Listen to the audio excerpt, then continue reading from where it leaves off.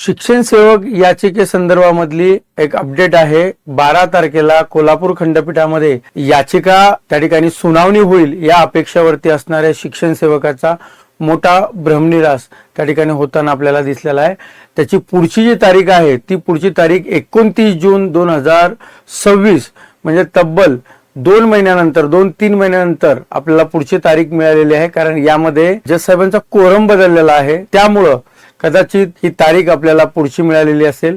मंत्रालय स्तरावरती पाठपुरावा केल्यानंतर अधिकाऱ्यांची चर्चा केल्यानंतर एवढं लक्षात आलं की अजून सुद्धा जे ॲफिडेव्हिट दाखल करायचं आहे ते ॲफिडेव्हिट मंत्रालय स्तरावरून कुठल्याही अधिकाऱ्याने ते दाखल केलेलं नाहीये।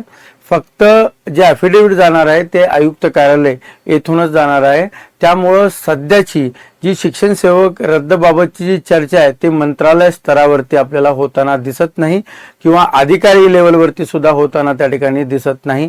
फक्त शिक्षण आयुक्त कार्यालय यांच्याकडनं ते ॲफिडेव्हिट पुढच्या वेळेस दाखल होऊ शकतं, परंतु आता याला थोडासा वेळ आहे। 29 जूनला आता काय होईल याकडे आपण सर्व शिक्षण सेवकाचं लक्ष लागलेलं आहे।